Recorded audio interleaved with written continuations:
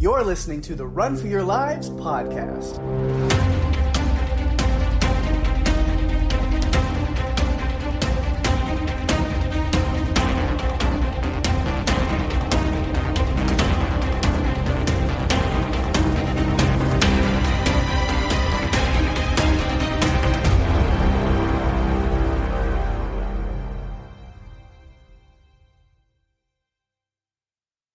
Hey everyone, welcome to the show. I'm Daphne. And I'm Pake.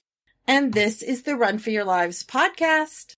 This episode is the romantic horror film Let Me In, directed by Matt Reeves, released October 1st, 2010.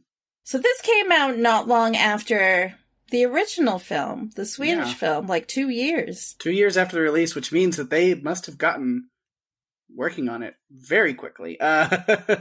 Yeah, I have some production notes that will enlighten us to some of the things that were going on with it.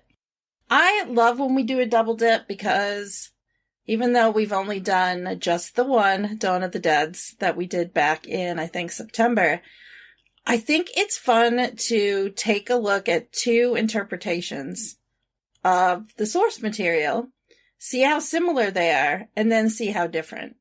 Yeah. With Dawn of the Dead, we saw a lot of differences. With this one, we saw a lot of similarities. Yeah, for sure. I feel like, go ahead and let people know as we talk about this movie. It's kind of going to be spoiling a lot of the original Swedish version of this because, it's double dip stuff. So a lot of the second episode is going to be a lot of comparisons. But yeah, it's kind of the same movie, beat for beat. I mean, there are a few differences. There are some things that were left out. There are some things that were added for clarity. But overall, it's very similar. They stuck to telling the exact same story, which honestly I kind of like. Me too.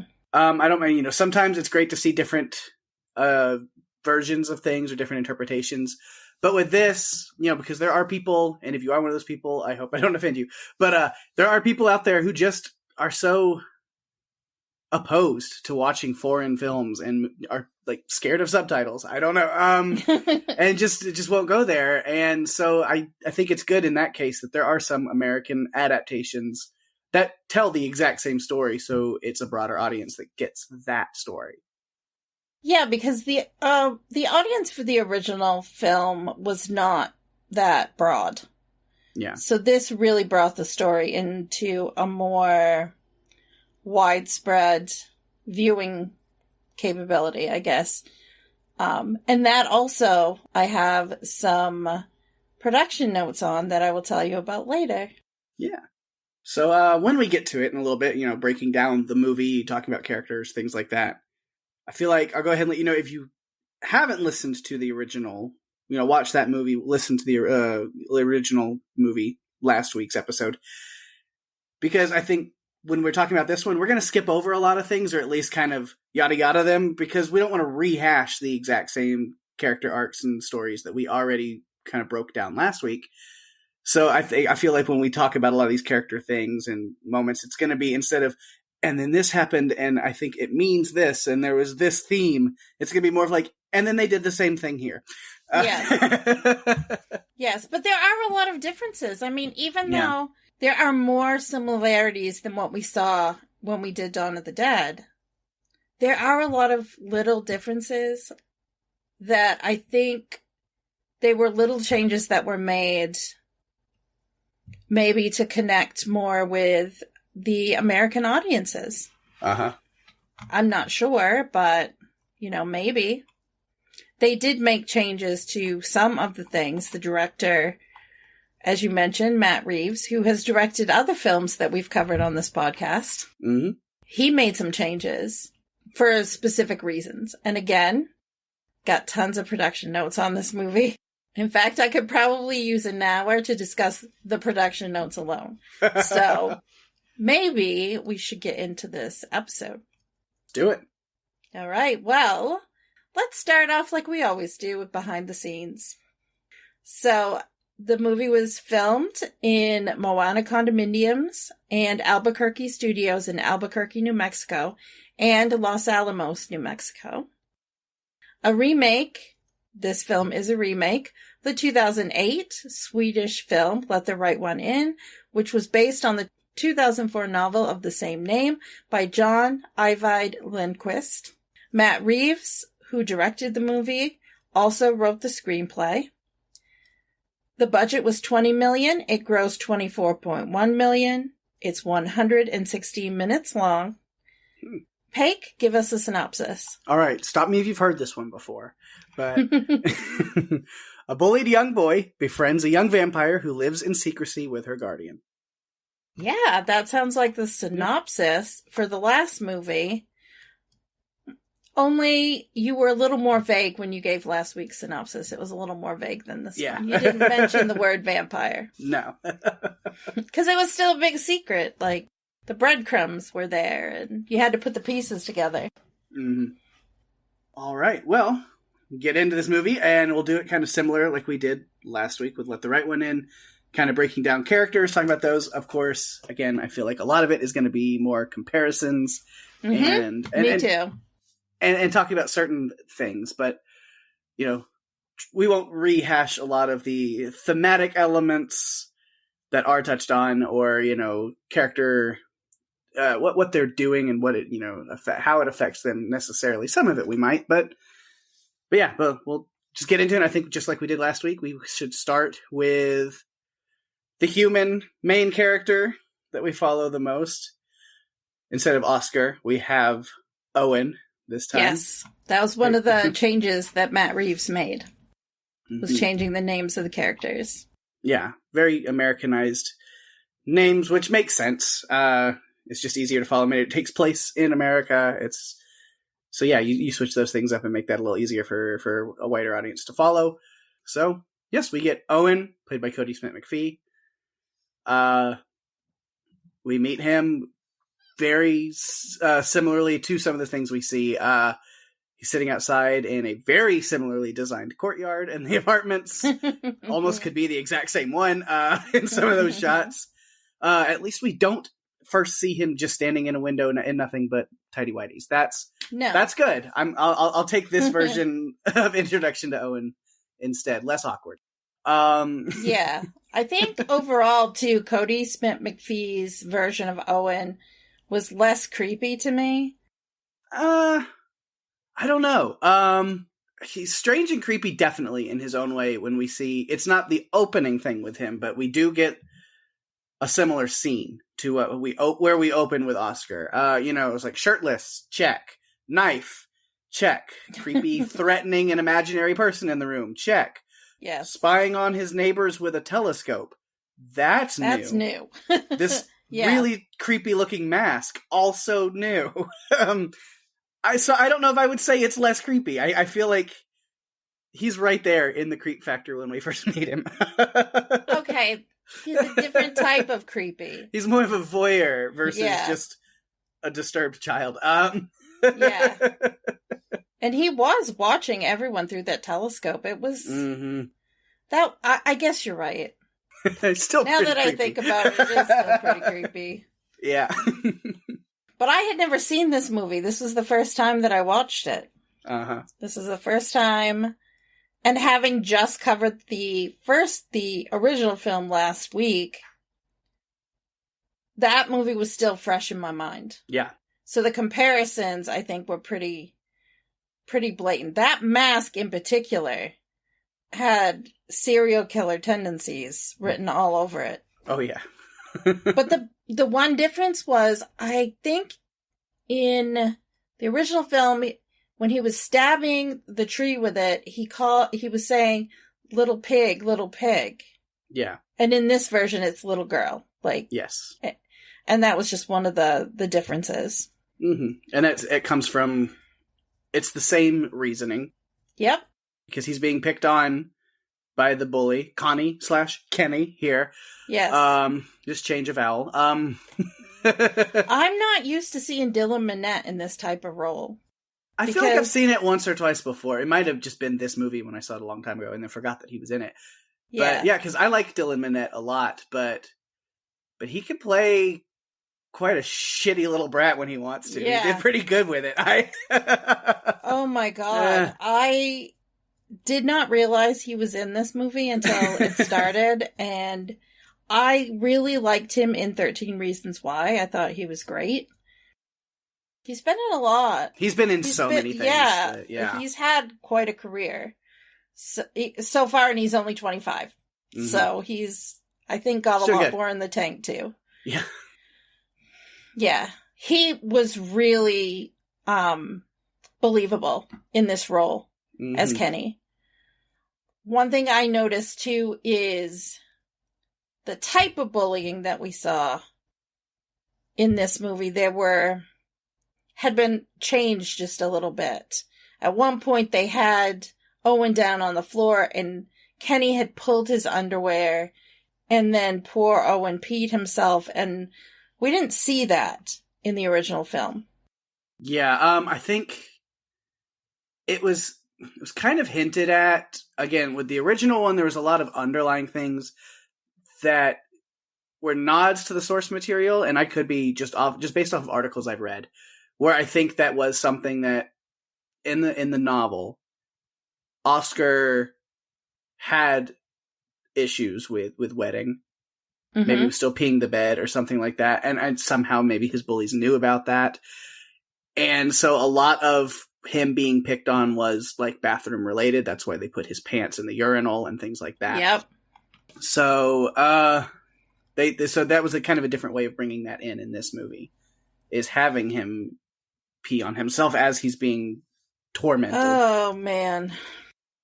But it's also very similar where it's, I mean, Kenny's just harping on him solely, pointing him out and just giving him a hard time. And it does get physical. It was still traumatizing to watch the bullying. Mm-hmm. They were also in the bathroom versus being outside when he strikes him. Yeah. On the face with a pointer of some kind. Yeah. I mean, you can tell. I mean, Owen's terrified of him. Mm-hmm. Because even later on at the end, which I won't mention now, he has a split-second opportunity and he runs. Yeah. Because he knows what's coming. Mm-hmm.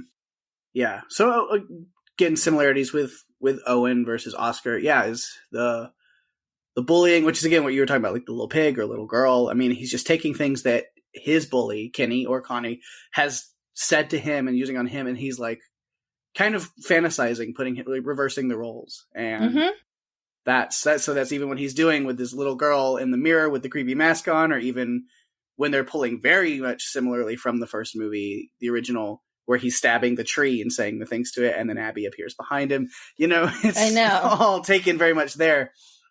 So I think that's really cool, but that they mirrored a lot of these things.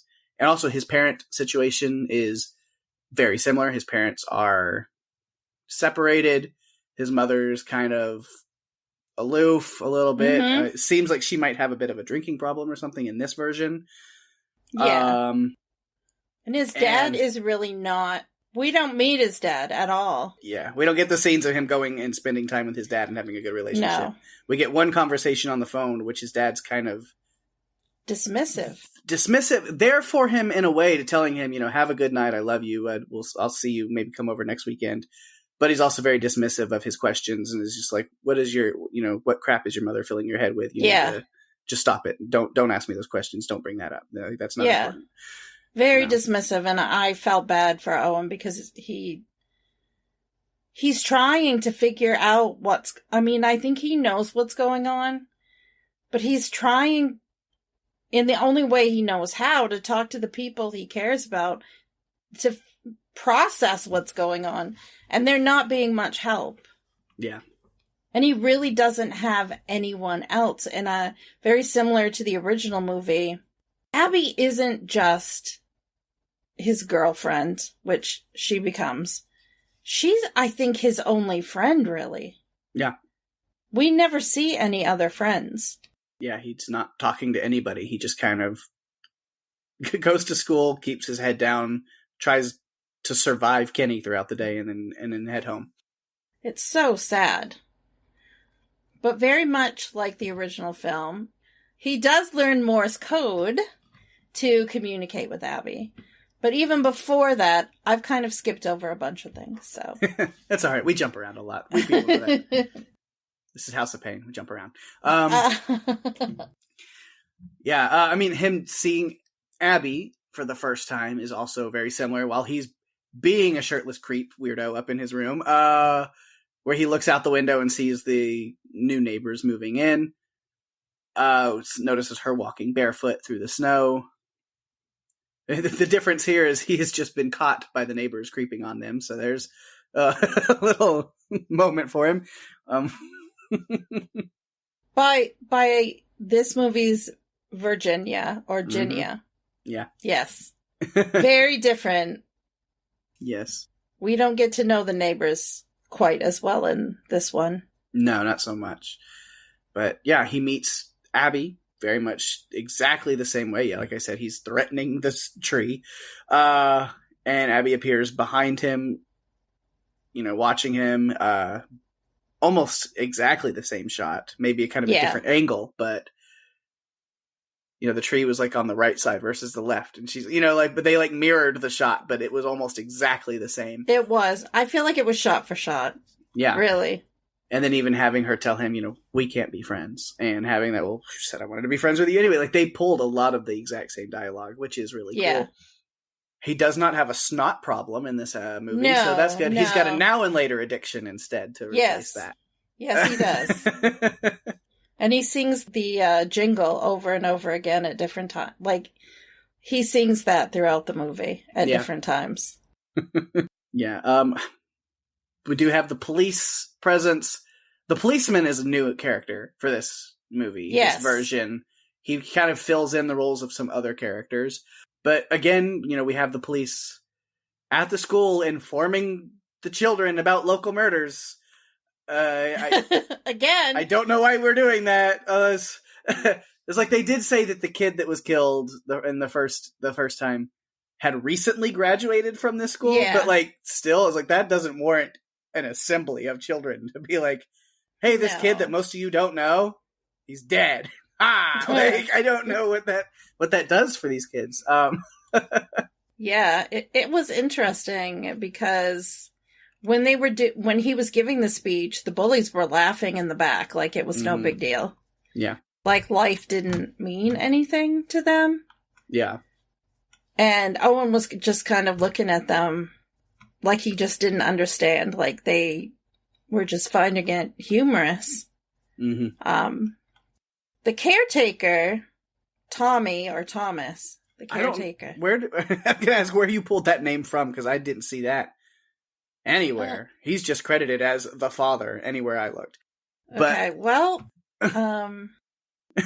that came when I did the research on the notes that I had. Because it says... Oh, I took that note out. So it's not there anymore. Tommy. Thomas is his name. I believe. Sure, I'll go with it. Like I said, I didn't see that anywhere, but sure. So all of my notes, he's just the father. Even though she does say he's not my dad, he's not my father, but that's what he's credited as. That's what people kind of think of. Yeah. That was, again, something that drove us in a direction of understanding about the ending and what it really means. Yeah, for sure they did clear that up. Well, I'm sure we will talk about that later, because I've got... He's named Thomas in Let Me In the graphic novel that came out. Okay. Interesting. Yeah. They gave him a name in something that came out after the movie. Got it. Yes. Okay. Because it's a prequel. Yeah. Oh, that's interesting. Yeah. I've got all these notes, and I feel like maybe I should have just read them at the beginning. Because there's all these things that help things make more sense. Yeah. But we see a different caretaker in this. Yeah. In this. His version... I like Richard Jenkins in that role. Yeah, me too. I did. I really liked him in that role a lot. He was endearing. There was a moment where she's putting her hand on his face, and he puts his hand on her hand. That really led me to believe, okay, they're going to do this. They're going to actually show us that Thomas is a little boy, all grown up, but he met Abby when he was 12. Yep. So they have that connection, only Abby is still 12, or appears to be 12, and he's in his mid-50s.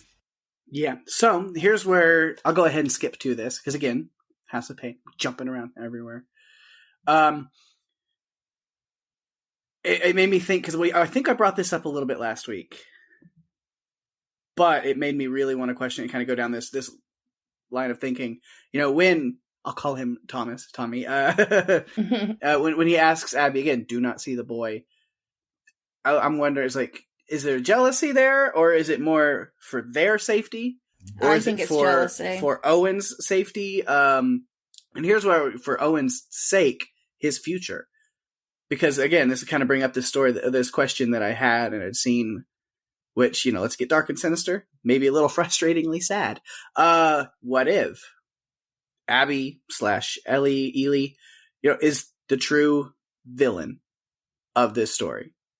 That maybe the feelings are true to some extent, but there's a sinister reason for the feelings and the connections that she builds with people.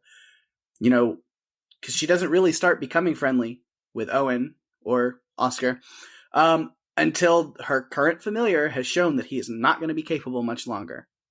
Then she starts reaching out to this new neighbor boy. Is she grooming a new familiar?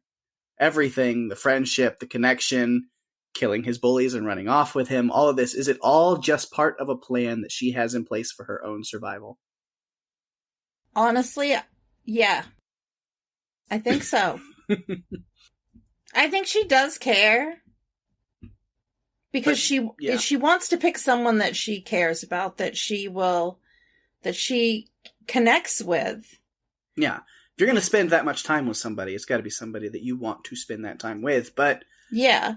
But also, I think there is a selfish side of it, as in she's, you know, she might love this person to some extent, but it is a selfish there's a lot to self-preservation, a lot for her to gain, as she needs somebody that she can use. Yeah. I think you're right. Mm-hmm. I mean, she could be the true villain. I mean, she was a child.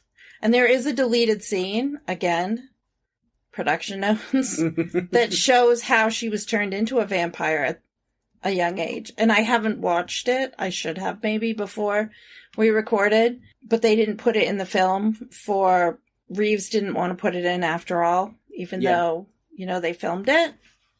That shows her becoming a vampire. And she's definitely a female child that's turned into a vampire. Because they didn't go in that direction in this movie. They hinted at that direction. Like, they played with it, and there are references to the source material, which again, we won't go into too much. If you listen to last week's episode, you know exactly what we're talking about. There are references to it, but I think, as I kind of assumed, you have to conservatively Americanize things a little bit. And there would have been outrage if this had been in the theater. Don't go in that direction. I think there are little hints that if you know, you know.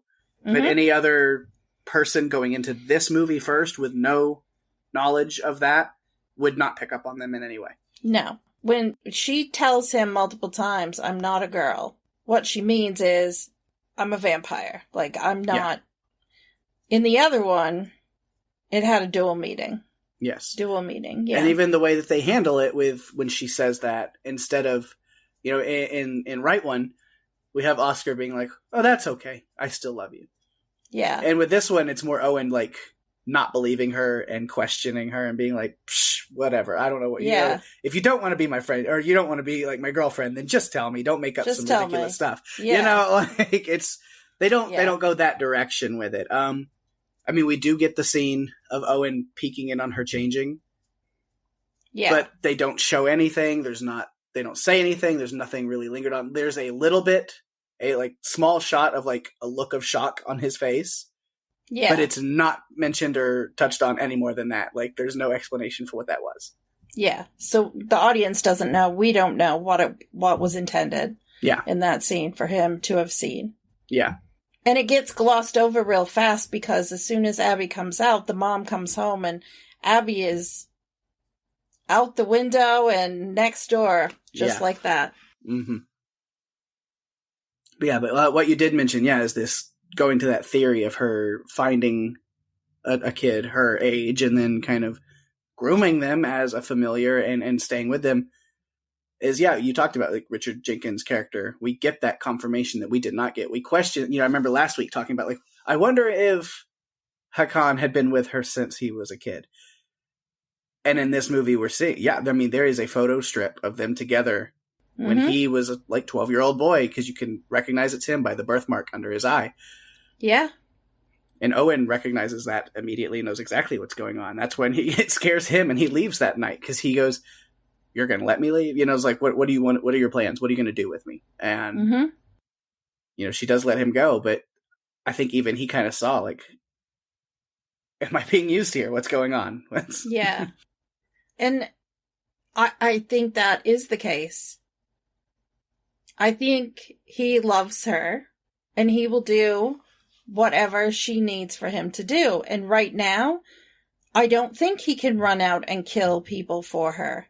Mm-mm. But in the future, he will do that because he's infatuated. He's connected to her. She's what he has. He's left his home, his mother, his father. He's left everything he knew, which wasn't the greatest life. But what he's going into is not going to be the greatest life either. They might have some happy time at first because they're the same age, but it's not going to last. Right. Because he's going to age. Mm-hmm. And she's going to let him age. It makes me wonder if Tommy wanted her to change him. Mm-hmm. And she didn't. Yeah. And if maybe Owen will want the same and she'll refuse. Yeah, I don't know. And was Thomas a lonely boy too? Right. So I'm not sure. It's kind of dark. You really go into that. You're like, man, it should be like a sweet ending in a weird, twisted way. Yeah. Like last week I said, until you like really look at it further past that. And you're like, but what does that mean for the future of this kid as he grows up? And it is a lot darker. There were some definite hints, too, when she comes in and shows him what will happen if he doesn't invite her in, but she comes in the room anyway. He's cleaning up all of that mess. Mm-hmm. We see him cleaning it up, and I'm thinking that, that's exactly what's going to happen. This is the first time he's cleaning up after her. Yeah. And it's going to continue. Like, this is part of the role that he's going to play in her life going forward. Mm-hmm. Yeah, man. Real deep. Real dark. So again, with Owen, trying to see what else is left. We've talked about a lot of it is just with those two similarities and things we've talked about. I've mentioned it before, but a lot of the same dialogue. So I have little things that I mentioned. That you leave, I've lived here longer. The whole Rubik's Cube connection between the two of them is exactly the same. The whole, how old are you? 12, more or less. And you ever had a birthday? You don't get presents on your birthday? All of these lines are like pulled directly from Right One, which is he tells her that she doesn't smell good. Like she smells funny. Yeah. Uh-huh.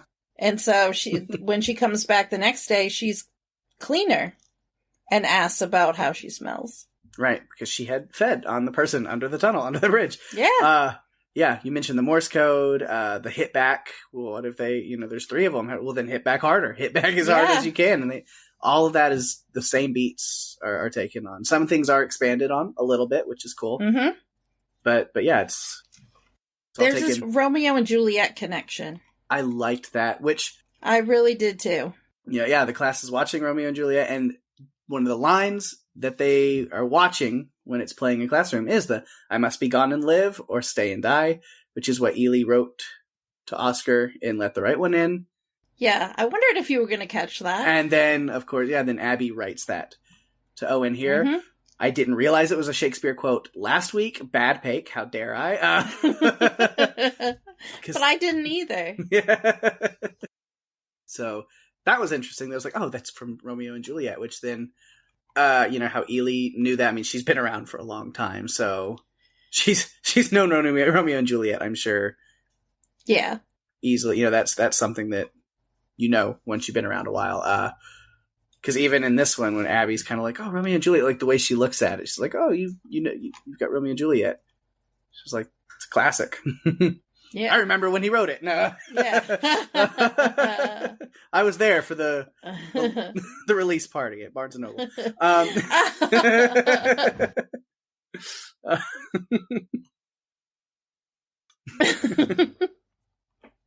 Man. But a lot of those, Owen signing up for after school strength training. Yes. Is the same. What's a little different is he kind of takes her to like this like arcade store area. I mean, he does take her out to get candy, but with this one, there's a little more. He's playing arcade games with her. There's a little more socialization. Yeah. But it is the same thing as like, getting the candy, and then she decides to take a piece, but then we see her throwing it up, which then brings their connection together closer. Yeah, I didn't realize you could bond with your significant other over vomiting. Right. Something new, I guess. Buying the candy at the register, I guess. I know it's Chloe Grace Moretz's brother, Colin Moretz, who's playing. Yes. But all I could think, I'm like, is Boy George running the register here? I made a note about the 80s references in the fashion and the other pieces were much more, I think, visible in this film. Oh, yeah, the music for sure was a big part. Yeah. Well, Tommy really loved listening to Let's Dance. I was wondering, was that the same, like Walkman, like the music player that the weightlifting jogger guy that was murdered? Because he was listening to music while jogging when he comes through the tunnel and runs into Abby. So I guess when Tommy has to hide his body, did he just lift that and be like, well, this is mine now? And I will listen to music? He likes Let's Dance. Yeah. Mm-hmm. I always leave the captions on when I watch movies for the podcast now because I don't want to miss anything. Yeah. And it will always put little things like that. A song plays faintly in the background. Like, yeah. Barely audible. So I appreciate that. Mm-hmm. The way Tommy kills people, though, it's a little bit different. Yeah. A lot different. The deaths and the violent scenes are all a little more brutal, a little more intense in this version. Yeah. He does take him out. The first victim, he kills him by getting into his car in a parking lot. Mm-hmm. Hiding, and then when they pull up to the train tracks, he kills him, but he's not quite dead because he's still breathing. You can see his breath. When he's upside down. He's got like this it's like chloroform. Like chloroform, that's the word I was looking for. Yeah. But like not with the rat, but it's just like in a bottle, and he just holds it under their nose, and then they pass out. Yeah, which I think the hiding in the backseat thing is fucking creepy. Yes. Definitely an interesting, creepy touch. Of course, I had like one little nitpick on that, as I'm like, okay, but then when you jumped out and like attacked him, wouldn't the car start rolling towards the train? Because like he was just on the brakes, and I don't think he's going to remain standing on the brakes while he's being grabbed and attacked. So he's not. He's not. But he does drag him out into the woods or off somewhere to hang him upside down. He gets all this blood in a jug, and then he's just as incompetent as the other one. Right. I was like, there's no dog stopping this. I mean, it's the same, hanging upside down in a snowy forest, draining the blood into a container. Check. Yep. But yeah, where it is different. He just like trips and falls and just like... and it goes rolling down the hill. At least he like didn't leave the container behind. He at least grabbed it and brought back what was left in it.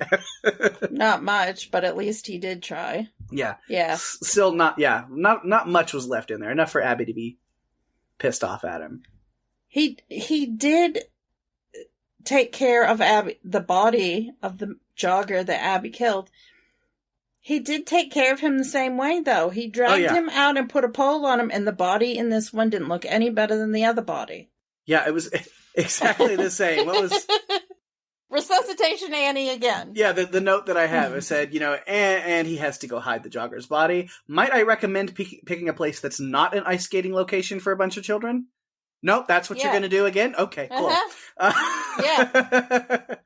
And the pole holds him down. Of course, it's the same pole that Owen grabs. Mm-hmm. But Owen learns something about his bullies that we didn't learn in the other movie with Oscar. He learns that Kenny is picked on by his brother. Mm-hmm. And his brother calls him little girl. Yeah. And so you get to see that it's that repetitive behavior. Mm-hmm. Exactly. That it's Kenny, his older brother, picking on him and using that kind of terminology, calling him those names. Then it's fueling Kenny to want to be in control and take out his frustration on someone like Owen. Mm-hmm. Doesn't excuse his behavior at all, but it explains it. Yes. Which that we see again. Owen likes watching things. Owen kind of does enjoy seeing Kenny being the one getting picked on, though. Mm-hmm. It brings him just the slightest bit of joy. I think that's what my note says. It brings him the tiniest bit of joy. Yeah. But then, similarly to the, original version, Owen whacks the shit out of Kenny, splits his ear. And then while Kenny's over there screaming, he's got to suffer a little bit longer because people care about the dead body being found in the ice a little more than they care about him. Yes. And then similarly, Owen taking Abby to... Now, I have it as Tommy's secret lair. Not the same Tommy. Not the same Thomas. Because the only name Tommy that I have here that was the name of a kid that used to live in the same apartment complex that... Yes. Had this really cool little hangout area that him and his high school friends would go down to smoke and drink. Mm-hmm. And then he would play ping pong with Owen when his friends weren't around. So Owen continues to come down here and kind of have this little hangout area where there's music and a little hangout spot. Brings Abby down there, and it's very much similar to the other one. He wants to make this blood pact, which of course sets her off in kind of this frenzy mode. So to protect him, she runs off. And then poor Virginia is there to quench the thirst until Abby's chased away. Yeah. And the cop, who we haven't mentioned in a long time, is trying to put the pieces together about all of these murders and situations. Yeah. Man, the blood pact thing. With like prosthetics and how they do certain things. But man, he cut deep on his thumb. Yes, he did. It was very hard for me to watch. You know how I don't do very well with that stuff. Yes, you're not big I was like, that. No. I was just like, I was like, no, why? Why? Why would you do that to me? You can deal with the blood as long as you don't have to see something going in, right? Right. Even like the most gory and brutal, like stabbings and beheadings and whatever, I can handle it. It's like the small little injuries that aren't going to kill a person, but are just like, look gruesome and are slow and like slicing through something, or like, it's the stuff that would be incredibly painful but would not kill you that I have a hard time with.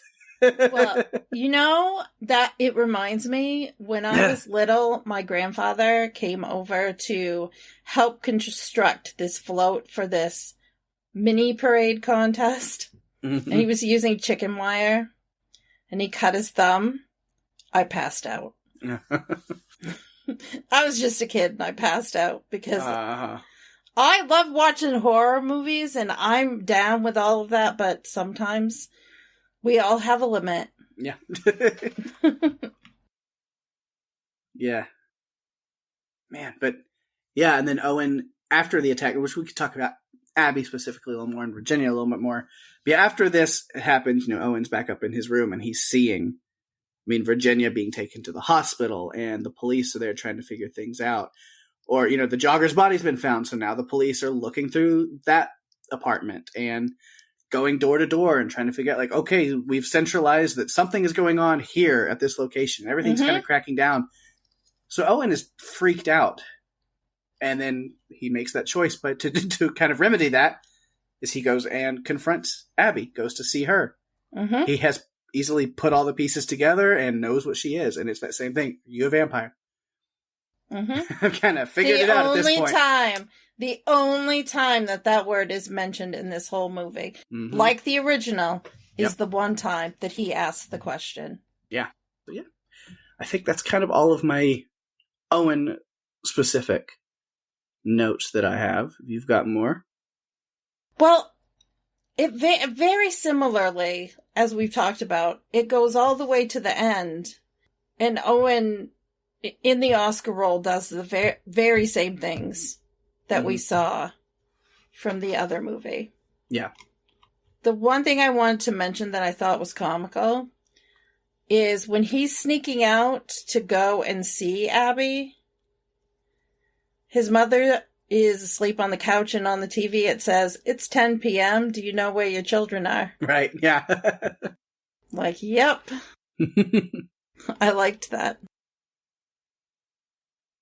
Yeah, nice little nod there to just kind of the times. I can say like 80s, but I mean, even I'm a 90s kid, and I remember growing up with that even too. You know, the 10 o'clock news would come on as a kid, and it's 10 p.m. Do you know where your children are? They don't really do that anymore, do they? No, they don't. Maybe they should. Because either now in the age we are in now, either 10 p.m. is just not that late for a lot of kids anymore, or all parents is like, of course I know where my kids are. I have a tracker on them in the form of their phone at all times. Well, they do. That is true. Gosh, I couldn't be a 12-year-old and even awake at 10 p.m. Like, yeah, that didn't happen. I remember those days of just being mad at my parents not understanding that, like, around that age or a little younger, when I was like 8, 9, 10, especially because in the summers in Texas, in central time zone in Texas, it doesn't get dark outside until after 9 p.m., almost 9:30 p.m. sometimes in the summers. And being like, 7, 8 o'clock, it's bedtime. And I'm like, it's freaking daylight outside. Why would you make me go to bed? Like, so I understand. Like, yeah, I could be out there playing with my friends right now. Yes, riding bikes. Oh my gosh. The island I grew up on, we'd be out riding our bikes just about until dark. And we always hated it when my mom, you could hear her, yells and said, "It's time to come in." We hated it because you didn't want to go inside, because after you go inside, it's going to be time for bed. Yep. Just wanted to stay outside and play. No one wanted to do that. Now everyone's on the Xbox or the PlayStation 4 or 5.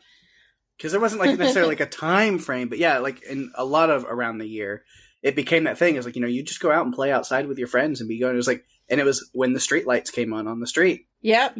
That's when you have to come back. But then, in the summers, it was different because they didn't come on until pretty late. I know, and it's not the school year, so why can't you go to bed later and sleep later? So what am I going to be doing tomorrow? Chores. Damn it. Yeah, not anything fun. I am not a morning person. So summer was my favorite time of year, just because I could sleep in. Sleeping in was just, if I could get anything, I wanted to sleep in. Like, that is the one thing that I always wanted. I hated when my mom woke me up for school because Daphne, it's time to get up. I couldn't stand it. I just wanted to sleep. Oh. Like, it's too early. It's just at my dad's house, and we were reminiscing about getting me and my brothers up for school and things in the morning, and the things he would have to do, my dad was, especially after my mom passed away, and it was just him trying to do it on his own for a little while.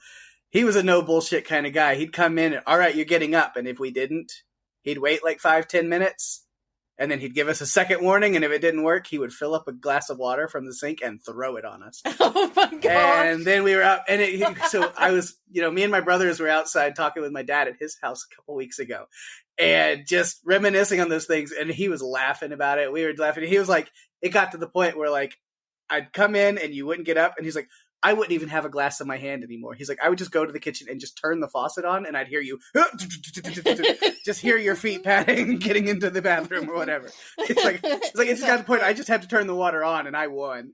Yeah. Yeah. My mom had a way where if we were getting in trouble or she wanted us to do something, she would say, I need you to do this, and we just wouldn't do it. But as soon as she said my father's name, that was it. We were doing whatever she told us to do because we didn't want Dad to get involved. Mm-hmm. Definitely did not want him to be involved in the situation at all. Yep. It's crazy. And there's a tangent. Yeah, fun tangent. Oh, man. Where were we? Oh, yeah. I was just saying if you had any extra Owen stuff before I jumped into... I feel like that was pretty much all I had. Mm-hmm. I did notice in this film... One more thing. I did notice in this film, he hides the cop's body in the secret hideout. Yeah. And when she leaves and is gone, at night he looks out at the jungle gym outside and he cries. Yeah. And that's when I realized she's not just his girlfriend, she's the only friend he has. Mm-hmm. So sad. Yeah. Man. All right. Yeah. But, talk more Abby specifics. I did notice something a little interesting. The first time when she's yelling at her familiar. Voice. Wasn't her voice very, like a man's deeper voice? Yes. And that's what I was wondering. It was like, are they going all the way in that direction? With her character and her backstory and things, maybe that was something they did want to do, and then realized we can't do that. 2010 in America, yeah, and change things. I don't know. I was like, man, I don't remember, but it was very much because even I also watched with the captions on, and she's yelling at her caretaker, and it says man's voice, but it's her yelling. Yeah, because that's what Owen's hearing, and so I was like, they swerved from that really quick, and I'm like, okay, but I did take note of it. But yeah. So, did you have any more notes on Abby? Because I feel like they were kind of intertwined the whole way through, but was there more beyond the strange voice? Because I noticed that as well. Oh, yeah, I've got a whole thing on her. I'm sure I've touched on some of it, but I'll run through real quick and see what I have. Okay. A lot of similarities again. We see that she's starving. That's, while Owen's saying, you smell funny, and we hear her stomach just rumbling. Yeah. And so she has to do it on her own, under the bridge, feigning the need for help from a stranger. Very similar setup to the other guy in the other movie. Her attack was a little extra brutal with the help of some CGI that did not hold up very well. Yeah. But I think after, she snaps his neck as she's drinking the blood, the vampire eyes, a lot of the prosthetics and practical effects were super great. I think they did a really good job on that stuff. There's no man of a million cats watching her do this, though. So. No. And I really enjoyed that in the last movie. Right. Gusta, I think his name was, with all of his kitties. Yeah. Yeah. We talked about their friendship solidifying after Abby's throwing up candy. The would you still like me if I wasn't a girl line. Yeah. Again, this movie kind of swerves that a little bit because Owen just kind of stumbles on that question a little bit. I don't know. Maybe. Yeah. Why would he ask that? Owen is not the, very openly, open to anybody person that Oscar was. He's a little more weirded out by those things. Oscar didn't really care at all. I think he just had that connection. And let's see. I mean, they have the scene laying down in Owen's bed with a lot of the exact same lines of, you're not wearing anything. You're freezing. Is that gross? No. It's all the same dialogue with the I'm not a girl line there again. And yeah, I talked about that where he just kind of doesn't believe her. So it's kind of changed a little bit there. She leaves the Shakespeare quote on the now and later wrapper, which again, I didn't really get it fully last week when we were talking about it. Because I think the way we kind of broke it down then was she was thinking I can't get too close to this kid. I have to leave. I don't think that's what it was at all watching this movie. I don't think she's saying she has to leave forever at that point. She's still very much in it. I think it was a very literal message of I had to leave your room before you got up because if the sun, if I was still there after the sun rose, it would literally kill me. Yeah. We see that with Virginia later. Yeah. It was a very different scene, though, in the hospital. Oh, man. She's sucking on her arm, like she's feeding off herself. They were because they had just, her husband had said they just transplanted 6 pints of blood into her. Yeah. So it's not her own blood. It is literally like donated blood from somebody else.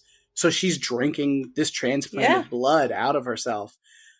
Man, yeah, that whole scene was much quicker, but also much more intense. It was. That and the nurse opening the blinds, setting her on fire similarly, but even the nurse goes up in flames so fast before anybody can do anything. It was just so brutal and sad. Yeah. To see. Yeah, they still included that little story plot line, but they sped through it a lot faster. They didn't spend a lot of time on it. Well, because we didn't get to know any of the neighbors really, other than mostly it was through Owen's voyeuristic tendencies. Yeah. And I don't know if voyeuristic is actually a word, but I've made it one tonight. I think that's correct. Let's see if I have anything. I didn't realize the jogger was the weightlifting neighbor until after the police were going through his apartment. I was like, oh, that is the same guy. That makes sense. Yeah.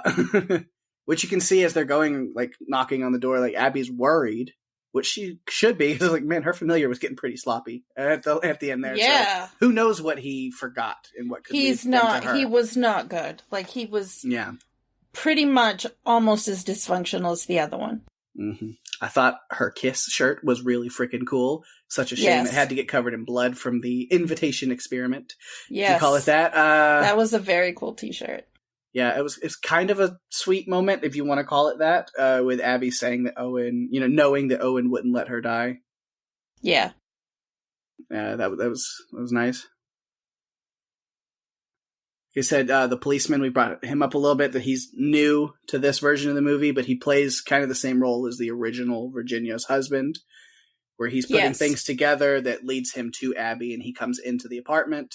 All while Owen is there.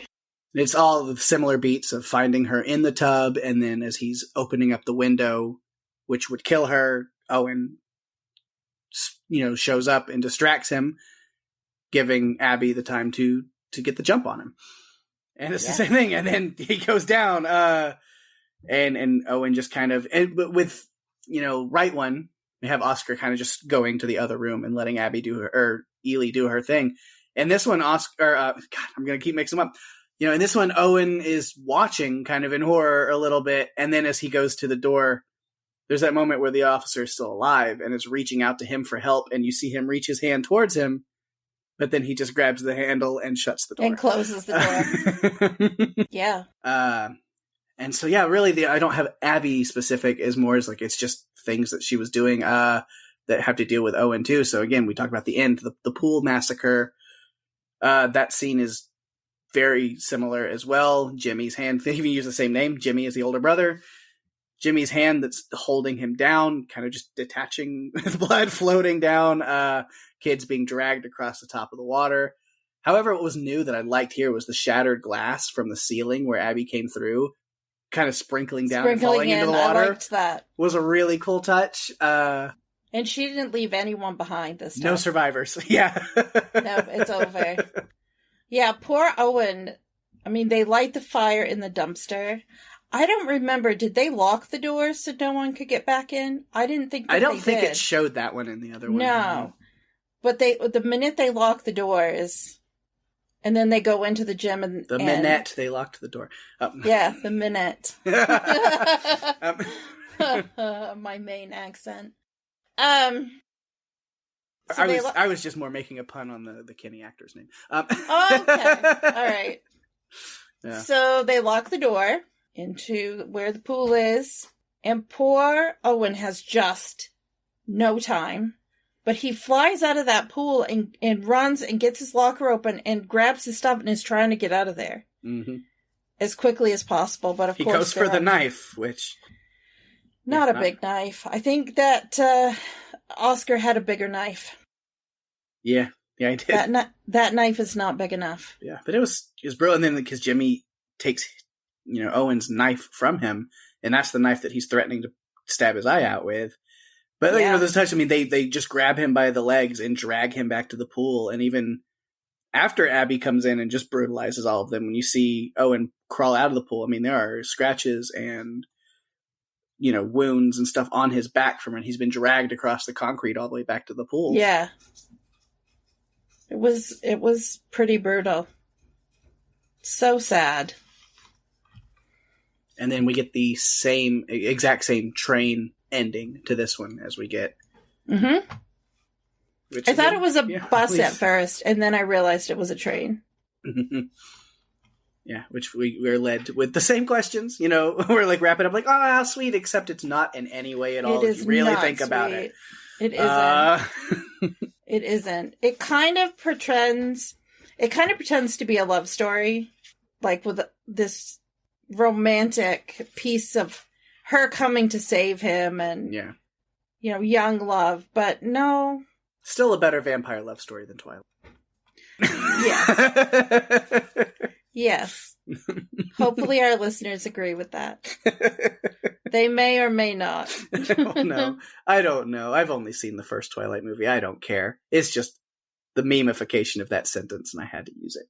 I think I told you my Twilight story where I was at the movie theater, and I think it was the first movie. And these girls were in front of me, and they asked me what team I was on. If I was team Jacob or Edward, I think the names were. And I said, I'm neither. I'm team Eric from True Blood. It's like, yep, that's my vampire preference. Yeah. Yep, Alexander Skarsgård. Yep. There you go. It's a good choice. Yeah, yep. I thought so. Eric Northman. I've never seen True Blood at all. But Eric Northman. And the only reason I know that's his character's name because there's trivia about the fact that then he just was in and starring in the movie The Northman. Where yes.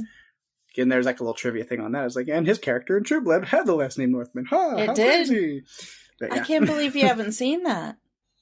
No. Well, honestly, I think I can because you have so much TV to watch. Oh, yeah. No. I don't know how you can get through what you do have to watch. Right. There's too much new stuff going on all the time. I don't have time to go back and watch older series that I missed. I know. The trailer for She-Hulk came out. Mm-hmm. Looks really good. But yeah. Did you notice that she's singing the jingle for Now and Later from Inside the Trunk? Mm-hmm. Yeah. Yeah. I basically called her execution of everyone at the swimming pool her feeding frenzy. Like a shark. Yeah. There's blood in the water. Everywhere. Lots of it. And some heads and arms and everything. One thing we didn't touch on, I think we've touched on Owen and Abby pretty much completely. We didn't touch on is how Thomas ends up in the hospital. Because that's really how the movie starts, is an ambulance going to the hospital.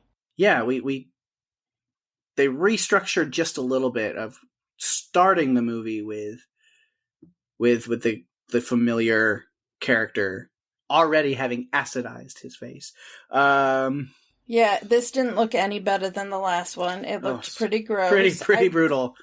Yeah. I thought it was an interesting choice that they started the movie having him killed and fed on, falling out the window, and then the police officer finding out that the quote-unquote daughter was there. Seeing the Swedish version first, having it very fresh in our minds while breaking these down, even though I did see this one first, but it's been so long ago that I don't remember any of my thoughts or any of this, what happened on that in that movie. But, I was like, with this being the first experience of this story, I wonder, like, it might be a little confusing, like, what is happening? What is going on? But then they circle back to it. And give you the 2 weeks before. Yeah. And then going back to it, which, we talk about, when Abby's yelling at him and he's even very much saying, I've grown tired of this, maybe I wanted to get caught. I'm tired. He's openly admitting to where he's really tired of doing this. In Right One, we were more just, theorizing, I think maybe he's just getting tired of doing this, but he doesn't say it. He doesn't vocalize that. But here he definitely does. Yeah. He carries the acid. I mean, he has the acid. Only we didn't get this huge car accident. Yeah, it was still a botched kidnap murder attempt. Yeah. This one, he fucked it up much more tremendously. He tries taking off in the car with the friend of his initial target in front of everyone, which ends up crashing the car and like through a wall, like down a hill. Just bad job. Very, very bad job. Mm-hmm. And then with this attempt so badly botched, there's the only thing left to do is acid to the face. Yep. And the same thing as you just mentioned, he goes into the hospital. She goes there to see him. His last act of service is to give her his neck so that she can feed on him. And then he plummets out the window. Yep. So that would be all my notes for him. And really, I'm trying to see if I have any other notes at all. Maybe some other Kenny stuff. Which I think we've touched on most all of it. Again, Kenny's first words he speaks to Owen are, "Hey, little girl," which is what Owen is saying with the knife. So again, we get the confirmation that it's just him fantasizing about reversing the roles on his bully. Towel whip to the face, wedgie, and then the pants peeing. It was just like, it's just awful. He's being tormented. And you can tell that he's getting bullied by his brother, but to bully someone else, something has led him to pick Owen as his target. Yeah. It's just a continued... Yeah, it's continuing the bullying cycle. Creating a new bully. Yeah. Owen doesn't have to be called to the pool here in this one. Nope. It's just part of the strength training. He was already going to be there anyway, but it's, they still ambush him there. Kenny's friends are even more unimportant in this one. They are so unimportant. Mark and Donald are their names. Because there's still, you get a little bit of those, like tiny little bit of those hints, like with the scene in the bathroom with the pointer where they slash his face, where you can tell they're not fully into how far Kenny is taking it. They have the same line where he's like, how you explain that to his mom? You can see that they're like, Kenny, maybe you're a little too hard on him, but going also overboard, but also not that much. Like, they're even more understated in this film than in Right One. It was easy for them to just, they're not, to me though, they're not just innocent bystanders, they're participants by the virtue of not ever speaking up. Right. They're just letting things happen. They're watching it happen and not doing anything to stop it. Yeah. Even after the fact, even going to the principal and saying, our friend Kenny, he's off the rails, and we need to do something. But again, this was 1980. Things were different then than they are now. Yeah. And then, once again, we got the literal dumpster fire with Kenny's older brother being involved. And then it all kind of goes down in the same situation at the pool, where it's hold your breath under for 3 minutes, eye for an ear. All of that is the same. Yeah. I think and then it's over.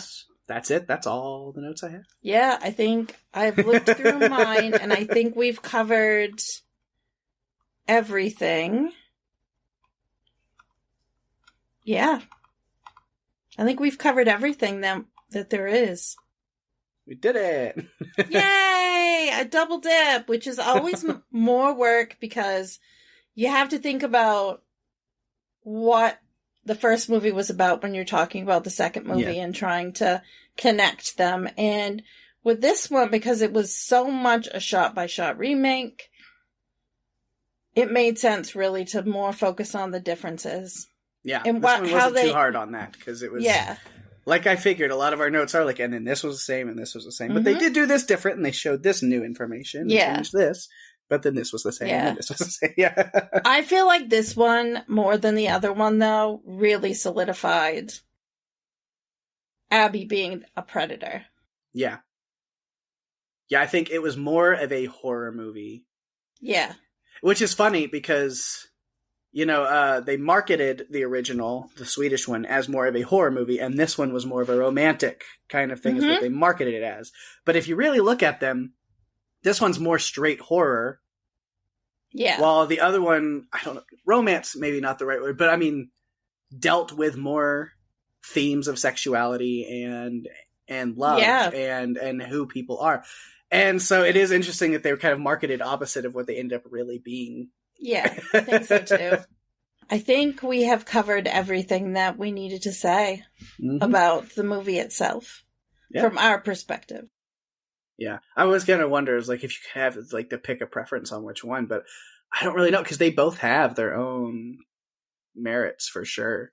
I like that the Swedish version didn't shy away from the actual story from the novel. Yeah. I would probably take parts and pieces.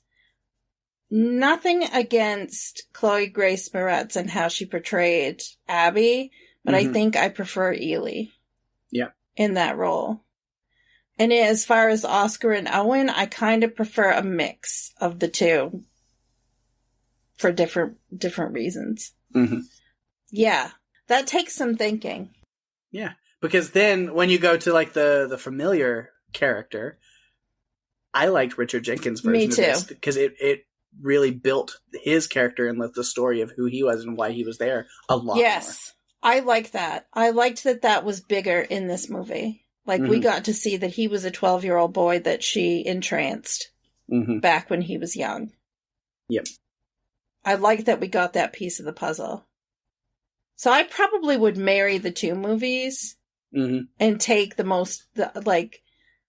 all of the components of the first one, but also introduce some of the components from this one into it.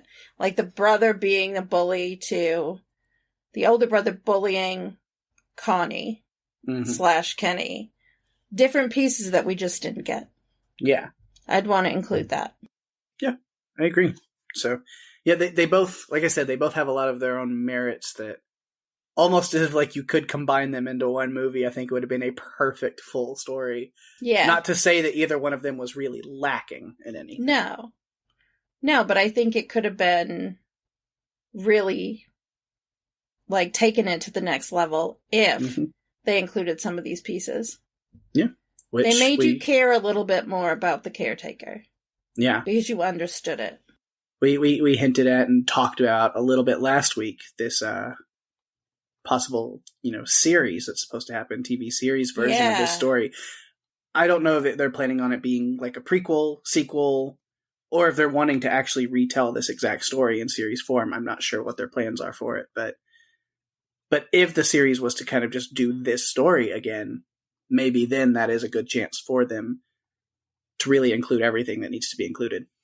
Well, and Showtime is doing it, which gives me hope. Plus, with everything we've seen on TV, especially Game of Thrones, not shying away from some of the really difficult subject matter, I think we could get something even more faithful maybe to the novel. Yeah. Maybe too faithful to the novel. We may not want that. Right. So I guess we'll see. I'm hoping that one of our friends will podcast about it. I might, if it happens and I have a time frame of when it's supposed to come out. I mean, it's vampires. It's something to float to Rima. That's a Stranger Things show right there. It is. I might end up covering it. That's what I was thinking. That's exactly what I was thinking. Yeah. Because I think when we covered, I don't want to, it kind of spoils things, but not really at this point. It's been long enough into it. We covered Midnight Mass. Yes. Which has a lot of that. And then I think Rima wants to do the, Interview with the Vampire series when that comes out. So yeah. We'll see. That makes sense. It's all about the vampires.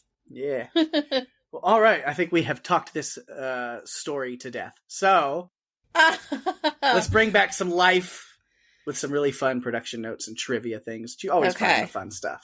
I do.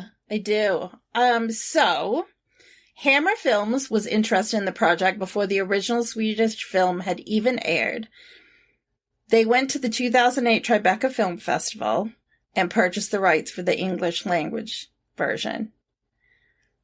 Thomas Alfredson, who directed the original, was offered to direct this film, but he stated, and I think I mentioned this last week, I'm too old to make the same film twice and I have other stories I want to tell. However, he was not in favor of remaking this movie at all. He feels that if one should remake a film, it's because the original is bad, and I don't think mine is. Fair enough. Yeah. So, John Nordling and Carl Molander were producers on the 2008 Swedish film. They were invited to be producers on this adaptation as well, and they accepted, so they didn't have a problem with it. Mm-hmm. According to producer Simon Oakes, the story was so great, so beautiful, that he wanted to deliver it to a wider audience, so they kept the plot similar but made other changes. Matt Reeves moved the setting from Stockholm to New Mexico. Matt Reeves moved the setting from Stockholm to New Mexico, renamed the lead characters. He kept the early 1980s setting. He was asked to change the lead characters' ages, but he refused, saying it would ruin the essence of this story, which is about childlike innocence. Yeah. Which, absolutely, Owen's innocence, to be honest. Mm-hmm. Yeah, I mean, when you say the way that that's stated, it sounds like they wanted him to change them to, like, adults, which changes the entire movie. Yeah, it's not... Yeah. No. Make another movie if you want to do that. Don't do that to this. So, as we talked about last week, in the novel, Ely is actually a boy who was castrated and turned into a vampire. The original film, Ely is androgynous. Despite we do get that glimpse in that film. Mm-hmm. In this installment, Abby is quite clearly a female. A deleted scene that didn't make it to the film, obviously, because it's a deleted scene, shows Abby being bitten as a child, which turned her into a vampire. Scene was deleted because the director felt it would disturb the flow of the film, might be too intense for the viewers. Also, in that scene, as a contrast to the original film, Abby's a girl. Director Matt Reeves stated the main thing he loved about the novel, Let the Right One In, was the fact that Abby wasn't a scheming 250-year-old woman inside a 12-year-old body, although Pake and I beg to differ, and yeah. In some ways. Yeah. She was very much a child emotionally and has had to protect herself from getting too close with anyone. He believed Abby was testing Owen to see if he would show he cared for her and stay, or if he would get scared and stop seeing her. Again, I think... Which sounds a little schemy. Yes. Exactly. Yeah. So Matt Reeves modeled the physical appearance and personality of Abby after seeing photos of a 12-year-old homeless girl taken by Mary Ellen Mark. Moretz said that the sadness of her character was decided on by her and Reeves after seeing the photos. Owen's voyeurism is a recurring theme in the film. He spies on his neighbors, Jack and Virginia, from his telescope. His neighbor who exercises at home, Abby and the father from the cracked door, Abby while she's changing clothes, the policeman from the peephole in Abby's apartment, and Kenny on several occasions, including when he's harassed by his brother in front of his friends. Note that nearly all subjects of Owen's voyeurism are murdered by Abby. True. Yeah. I think Jack is the only one who didn't die. Yeah.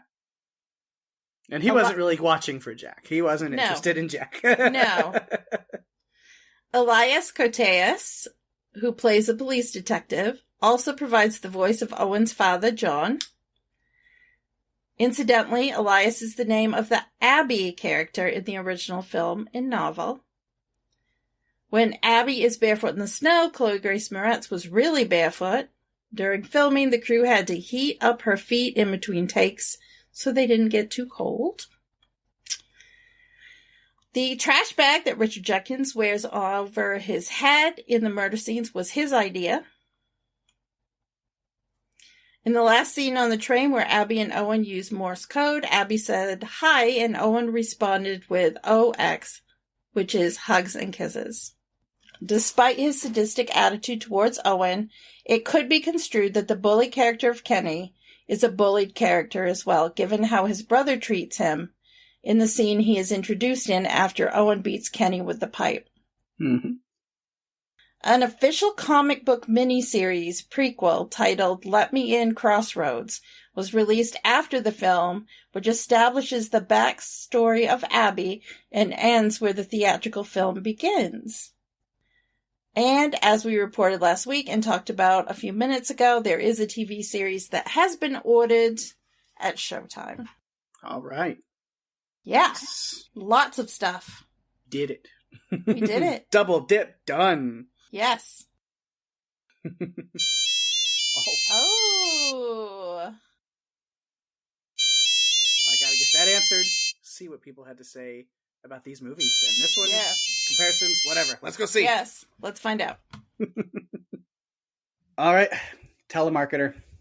That was all I got on the feedback phone this week. I swear, somebody's getting hold of this feedback number that doesn't exist and is putting it out to people that shouldn't have it. Agreed. Agreed. I don't want to hear about my car's extended warranty. I want fans to listen in and give us what their thoughts on movies. Absolutely. Agreed.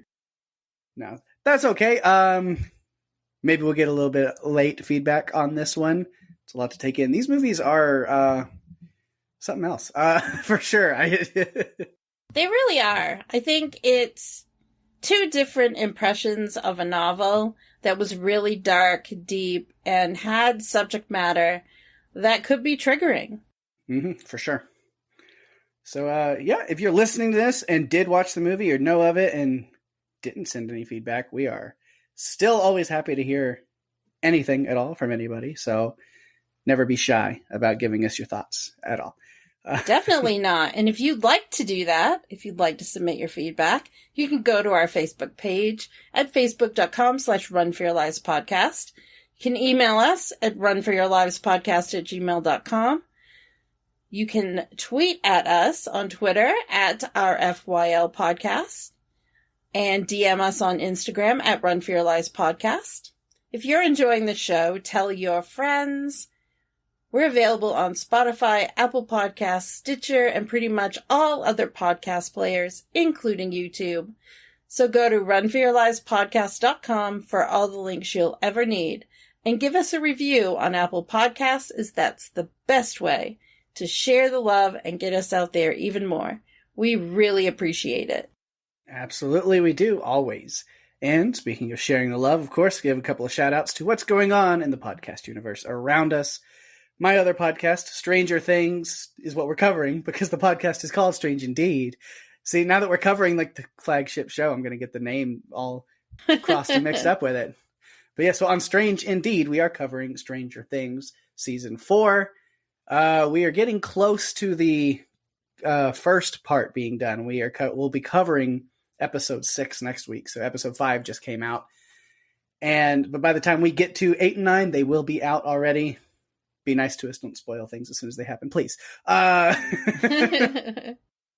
getting there. But man, this season's been incredible. So much darker, but so much deeper too, I think. And I am really, really loving it. There's a lot to love about it. And you guys are killing it. I'm enjoying every week. Usually Rima has it up by Wednesday night. And I either listen to it on my way home from trivia or first thing on Thursday. So it's just fun to listen to you guys. Thank you. All right. Other stuff going on House Podcastica and the Star Wars TV cast. We have Rich, Eric, and Jason, Jonathan. They've got their little roundtable thing. I'm not sure who all is doing the next episode because it's actually going to be, they're skipping a week, I think. So you still might have to wait another week for the finale because Jason is on vacation right now. But for Obi-Wan Kenobi, if you want to go in and catch all of their coverage of episodes 1 through 5, those are all out, I believe. So you can listen to coverage on all 5 of those first episodes. Be patient. I think it's like another week for the finale. It's going to be worth it because holy shit, that finale. So good. Every week when I bring up Kenobi and its coverage, it's my Star Wars heart is full. I love it so much. So definitely check them out over there.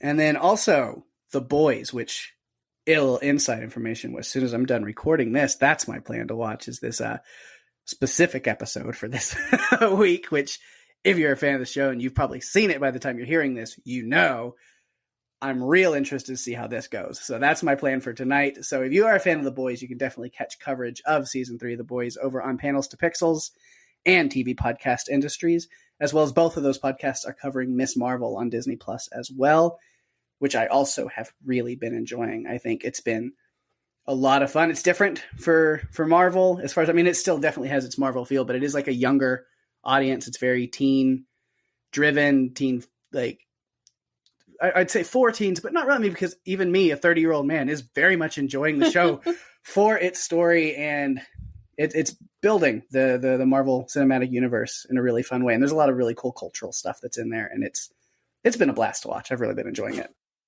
But let's see what else over on Adrenaline Cinema. Mark and Jerry talking Beneath the Planet of the Apes this week. On the Walking Dead cast, Jason and guest Penny discussed the South Korean zombie movie that's on Netflix, #Alive. This was the first time I've watched this movie. This one's like been kind of on my radar, but I hadn't seen it until I watched it to listen to their coverage on the episode, and I had a blast with it. It's a unique take on the zombie flick for sure, and South Korea does their stuff really fun. So expect that to probably show up on this podcast eventually at some point. I feel like it's on my list. Yeah, I'd rewatch it. I'd revisit that one for our own discussion on it later, because yeah, that was a fun one. So if you have seen it and want to check out some coverage on it now before we get to it later, Walking Dead cast got that covered this week, and it's a great conversation between Jason and Penny there. And then lastly, over on Wilhelm, Ben and his reunited with his lost podcast host, Kristen, and she's coming in with him to cover their episode on their favorite TV dads for Father's Day this past weekend. So go check out what they thought were their favorite television father figures. And then, of course, love to give a little tease on what's going on next week right here on Run for Your Lives. What we got. Okay, so when Jay meets and starts dating the handsome, attentive Hugh, she thinks she's met the most wonderful guy. That is, until after they have sex, he chloroforms her, ties her to a chair, and before disappearing, shows her that she'll now be terrorized by an entity that takes many forms and will do anything to touch you and suck out your life force. Talk about the mother of all STDs. So next week, we are continuing with another creepy film with 2015's It Follows. This movie was written and directed by David Robert Mitchell. And I really liked it because it was something different.